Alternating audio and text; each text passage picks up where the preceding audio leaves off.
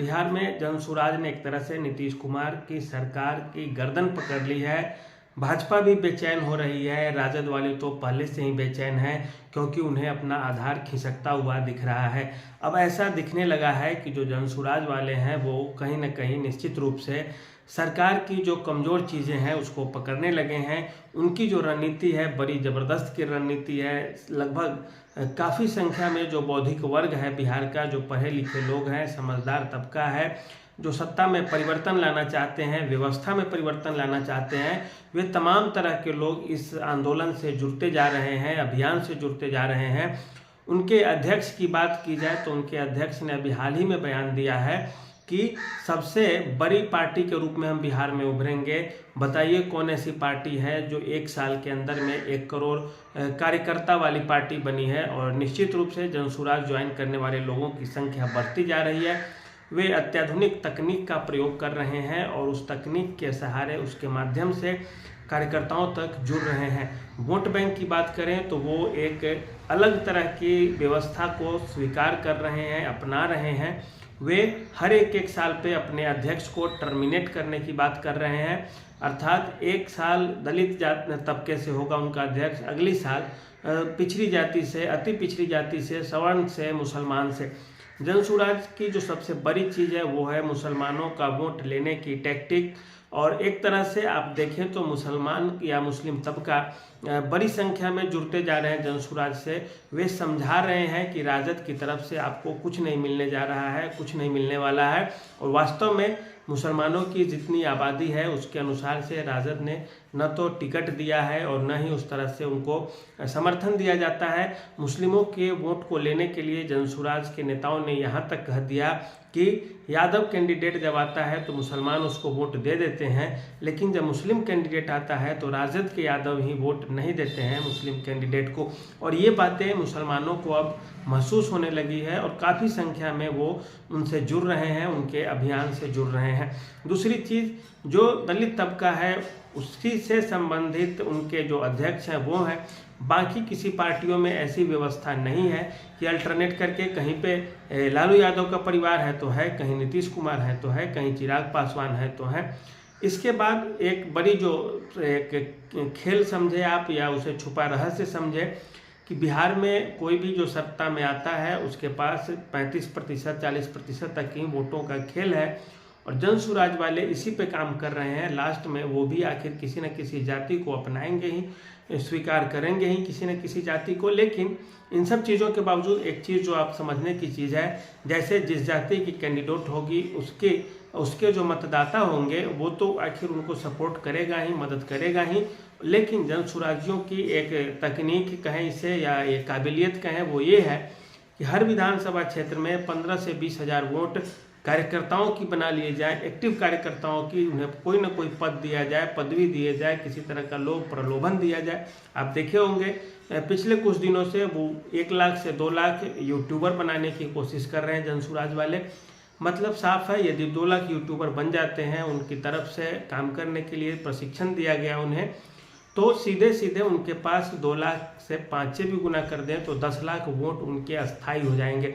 दूसरी बात, वे तमाम तरह की भर्तियां करते रहते हैं, कंपनियों में लोग रखने लगते हैं और उस तरह से देखें भी तो उसमें भी उनके जो वोटर्स हैं उनकी संख्या काफ़ी ज़्यादा होती चली जा रही है। दूसरी चीज़, अगर मुसलमान कट जाते हैं राजद से, कांग्रेस से और जनसुराज की ओर आते हैं तो तेजस्वी यादव उसी दिन सरेंडर बोल जाएंगे, कांग्रेस वाले उसी दिन ख़त्म हो जाएंगे एक तरह से बिहार में।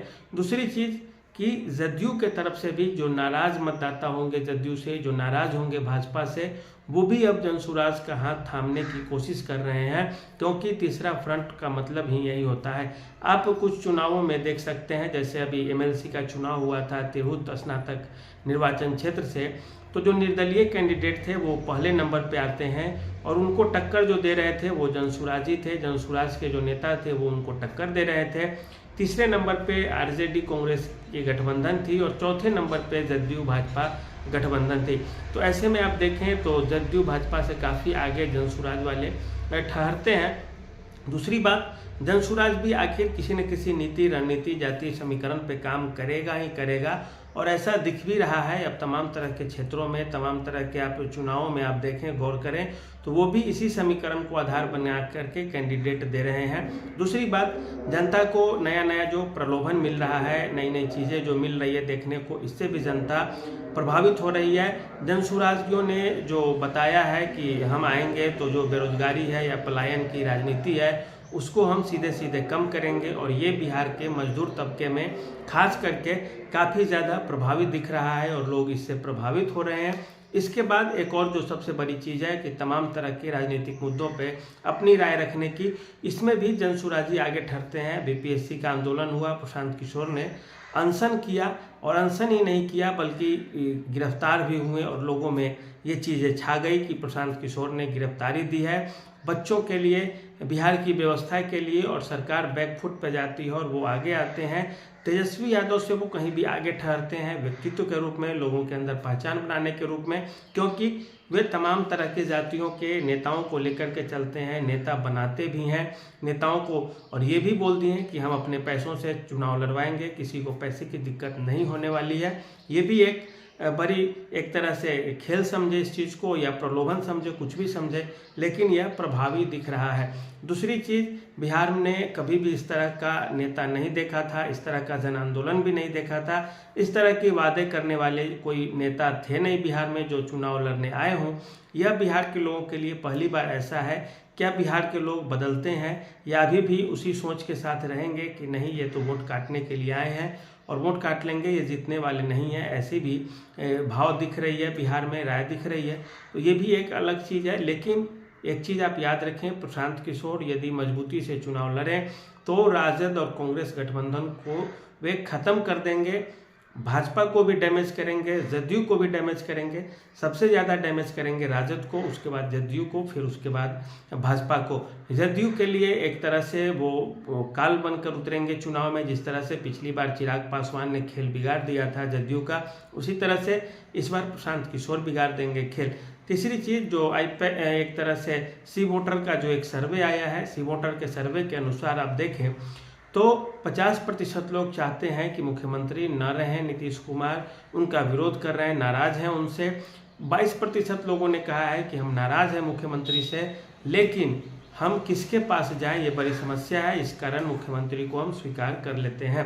तीसरी चीज़, 25% लोगों ने कहा है कि हम मुख्यमंत्री से न तो नाराज़ हैं और न ही उनसे किसी तरह का दुखी हैं, न हम चाहते हैं कि वो मुख्यमंत्री न रहें। तो ये जो 22% बीच वाले जो वोटर्स हैं, वो यदि तीसरा फ्रंट खुलता है तो उनकी तरफ यदि मूव कर जाएंगे तो यह जदयू और भाजपा दोनों के लिए खतरनाक साबित हो जाएगी। दूसरी बात, यदि प्रशांत किशोर जनसुराजियों की तरफ से उतरते हैं मैदान में, अपने विचार लेकर उतरते हैं, तो ऐसे में सबसे ज़्यादा नुकसान वो तीसरे जो अभी बात की हैं, तीसरी कैटेगरी के लोग जो 22% हैं, उनको नुकसान कर देंगे। और नुकसान कैसे करेंगे, तो ये जब देखेंगे कि हम नाराज़ तो चल ही रहे हैं, हमारे पास विकल्प अब आ गया, तो वो कहीं और मूव कर जाएंगे और ऐसे में परेशानी हो जाएगी जदयू को। तो इस तरह से देखें तो जो तीसरा फ्रंट है बिहार का, वो काफ़ी मजबूत दिख रहा है, मजबूत लग रहा है। ऐसे में अब यह बात बनती है कि सरकार जदयू भाजपा किस तरह से इस नाराज़गी को कम करने की कोशिश करती है, राजद वाले कैसे प्रशांत किशोर के प्रकोप से बचेंगे, जबकि प्रशांत किशोर को राजद वाले प्रशांत किशोर पांडे कहते हैं, अर्थात कि ब्राह्मण है वो। फिर ब्राह्मण को जैसे ही टारगेट किया जाएगा तो जो ब्राह्मण वोटर है ऑटोमेटिकली शिफ्ट हो जाएगा जनसुराज की तरफ, अन्य मतदाता भी आएंगे, और सबसे ज़्यादा फोकस दलित और मुस्लिम वोटरों पे है। ये दोनों यदि पर्याप्त संख्या में झुक जाते हैं, उनकी तरफ प्रभावित होते हैं, तो निश्चित रूप से जनसुराजी बिहार में सरकार बनाते हुए आपको दिखेंगे। तीसरा मोर्चा बिहार में एक्टिव होकर के चुनाव जीत लेगा, बाकी तमाम पार्टियां मुंह देखती रह जाएंगी। तो आज के विश्लेषण में इतना ही रहने दीजिए। धन्यवाद, नमस्कार।